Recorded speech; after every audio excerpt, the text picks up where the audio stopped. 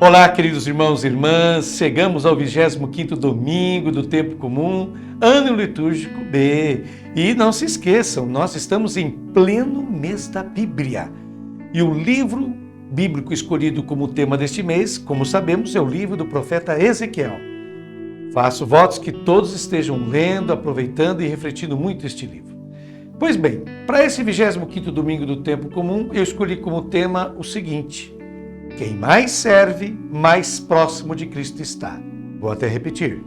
Quem mais serve, mais próximo de Cristo está. Jesus anuncia 3 vezes a sua paixão aos discípulos. E cada vez é uma ocasião de conflito, de incompreensão, como vemos neste segundo anúncio que ele faz, no capítulo 9 do Evangelho de Marcos, versículos de 30 a 37, que é o Evangelho deste domingo. Com esses anúncios, Jesus busca preparar seus discípulos para o desfecho de sua missão, bem como permitir que eles descubram que tipo de Messias, de fato, ele é. Comecemos a ler o primeiro versículo, Marcos capítulo 9, versículo 30, que você já visualiza também em sua tela. Naquele tempo, Jesus e seus discípulos atravessavam a Galileia. Ele não queria que ninguém soubesse disso. Ora, os discípulos têm uma ideia errada do Messias. Acham que o Messias vai a Jerusalém para tomar o poder. Então Jesus não quer que as pessoas conheçam esse conceito errado. Continuemos, versículo 31, partes A e B. Pois estava ensinando a seus discípulos e dizia-lhes: o Filho do Homem vai ser entregue nas mãos dos homens e eles o matarão. De fato, é a segunda vez que Jesus ensina sobre sua paixão. O Filho do Homem é o homem que tem a condição divina, ou seja, o homem com o espírito que atinge a plenitude de sua humanidade. Jesus se autodefine como o homem na plenitude de sua humanidade, em contraste com o Filho do Homem, que é o homem em plenitude. Há homens que não têm o espírito, que não atingiram a maturidade de vida, e eles vão matar Jesus. Eles não podem suportar o plano de Deus para a humanidade. Prossigamos, lendo a terceira parte do versículo 31 até o 32 do capítulo 9 de Marcos. Mas 3 dias após sua morte, ele ressuscitará. Os discípulos, porém, não compreendiam estas palavras e tinham medo de perguntar. Ora, o número 3 indica que Jesus ressuscitará completamente, totalmente. Jesus falou muito claramente. Não falava por parábolas. Não é que os discípulos não entendessem suas palavras. Eles as entendiam bem, mas eles não querem que Jesus explique o que eles realmente tinham compreendido. Ou seja, que Jesus enfrentará o desastre em Jerusalém. E aqui se dá novamente a reprovação que Jesus já havia feito aos discípulos que têm ouvidos, mas não entendem. Prossigamos, lendo o versículo 33. Eles chegaram a Cafarnaum. Estando em casa, Jesus perguntou-lhes: o que discutíeis pelo caminho? Jesus os questionou. Eles, como a gente viu agora há pouco, têm medo de perguntar a Jesus, de questionar Jesus. Jesus não tem medo de questionar seus discípulos. Ele pergunta o que eles vinham falando pelo caminho. Recordando quando o evangelista Marcos coloca a indicação caminho, sempre que ele cita essa palavra, ele sempre se refere à parábola dos 4 terrenos, onde a semente lançada pelo caminho é a semente imediatamente comida pelos pássaros, que eram a imagem de Satanás.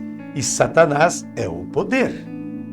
Aqueles que nutrem, que alimentam sentimentos de ambição acima dos outros e de sucesso, são refratários à palavra do Senhor Jesus. É o que se vê entre os discípulos.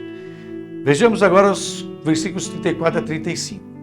Eles, porém, ficaram calados, pois pelo caminho tinham discutido quem era o maior. E Jesus sentou-se, chamou os 12 e lhes disse: se alguém quiser ser o primeiro, que seja o último de todos, aquele que serve a todos.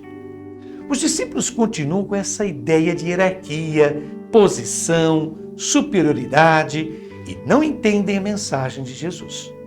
Jesus se coloca na posição de mestre, por isso que ele está sentado. E o evangelista afirma que Jesus chamou os 12. É estranho. Ele está em uma casa palestina, uma casinha. Por que é que Jesus teve que chamar os 12? Se tudo é pequeno, se praticamente todos já estão ao seu redor. Ora, porque estão longe, sim. Estão fisicamente próximos a Jesus, mas estão longe dele enquanto ideias. Eles acompanham Jesus, mas na realidade não o seguem. E quando Jesus começa dizendo, se alguém, o evangelista constrói a expressão com o convite que Jesus fez sobre a cruz. Abre aspas. Se alguém quer vir atrás de mim, tome sua cruz e siga-me. Então é uma questão de seguimento que se trata aqui. Não, na comunidade de Jesus não há pessoas superiores. Jesus deixa bem claro isso. Não há pessoas superiores na comunidade que ele fundou. Mas pode haver o primeiro, ou seja, aquele mais próximo dele. Isso sim. Nesse caso, quanto mais a pessoa se fizer a última, a serva de todas e de todos, mais estará próxima a Jesus, essa pessoa. Aqui o evangelista usa o termo grego diáconos para a palavra servir, enquanto servo, no grego é doulos, é aquele que é obrigado a servir. Ora, ao usar a palavra diáconos, o evangelista está dizendo que aqueles que seguem Jesus o fazem livremente, voluntariamente, por amor. É por isso que eles se colocam a serviço dos outros. Não é uma questão de obrigação, como doulos, o servo, o escravo, mas é um servidor como diáconos, aquele que livremente, espontaneamente serve os demais. Vejamos agora os últimos versículos do Evangelho deste domingo, os 36 a 37. Em seguida, pegou uma criança, colocou-a no meio deles e, abraçando-a, disse: quem acolher em meu nome uma destas crianças, é a mim que estará acolhendo. E quem me acolher está acolhendo não a mim, mas àquele que me enviou. Enquanto que os 12 tiveram que ser chamados, como vimos agora há pouco, aqui Jesus pega uma criança, toma alguém que está perto dele. O termo usado pelo evangelista indica um rapazinho, o qual, devido à sua idade e importância, é o último na sociedade judaica. É uma pessoa insignificante esse rapazinho que Jesus pega. O evangelho diz que Jesus o colocou no meio, indicando que o rapazinho ocupa o lugar dele, o lugar central. Portanto, Jesus coloca no meio, em destaque, aquele que serve. Ao abraçar o rapazinho, o servidor de todos, Jesus se identifica plenamente com ele. E diz que devemos nos identificar também com aqueles rapazinhos, os quais, com a sua atitude de serviço, são a imagem do verdadeiro discípulo de Jesus. Porque é disso que se trata. Quem acolhe esses pequenos, em nome dele, é a ele que está acolhendo. E quem o acolhe, acolhe o Pai, que o enviou. Jesus assegura que o serviço voluntariamente exercido é aquele que identifica o indivíduo com ele e que é o acolhimento dos menores da sociedade, que permite a presença contínua do Pai na comunidade. Muito bem.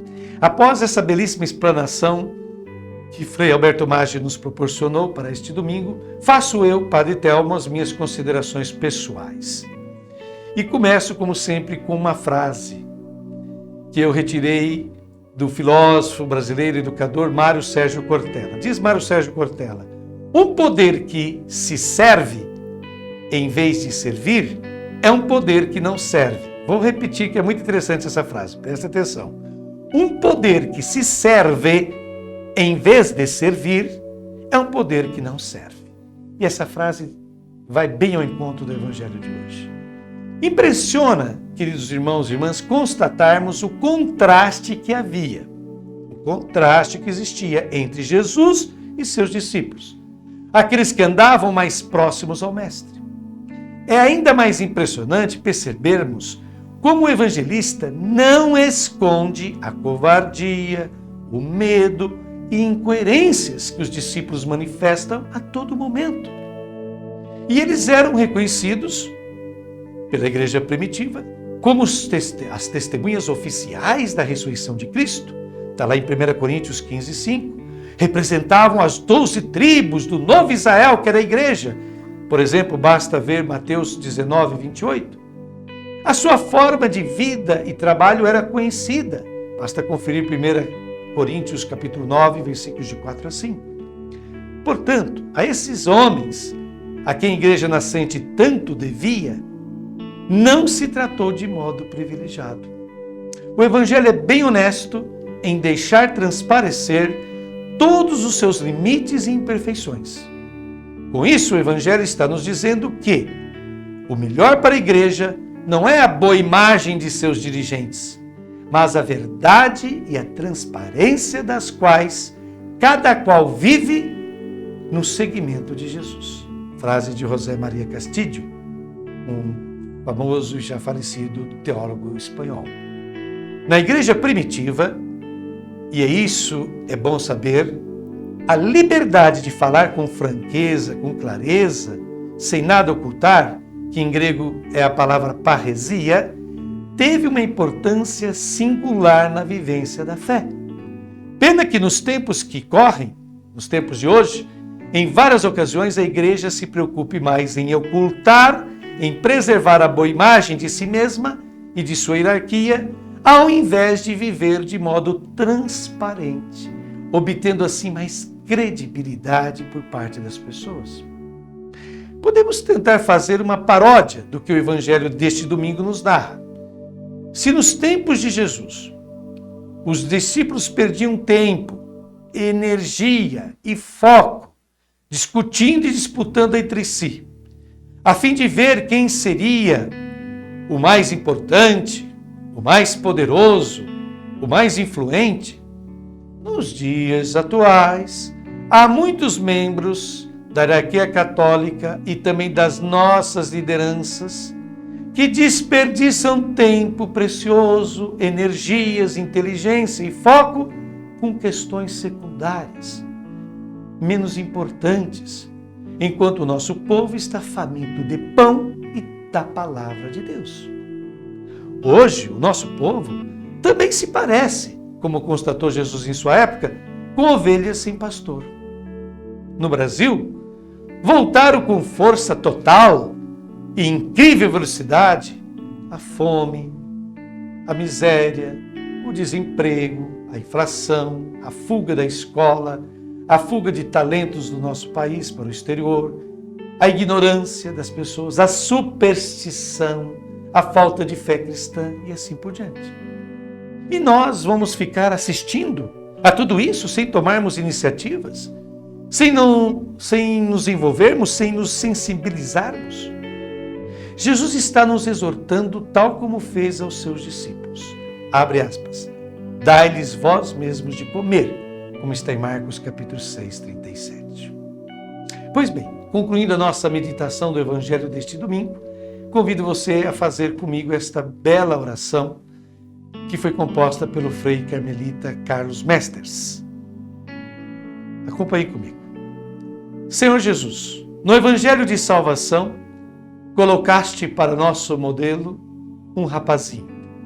É o homem não realizado, pequeno, indefeso, insuficiente para si e para as necessidades dos outros. Tu te fazes presente em um pequeno, para indicar-nos que estás presente aonde existe incompletude e limite. Servir hoje significa acolher, cuidar, prestar serviços, dar espaço à comunhão de vida. Tu nos ensinas que o acolhimento deve ser vivido como sinal de amor, um amor feito de gestos concretos que suscitam a consciência de ser amados. Achamos difícil pegar o avental para servir.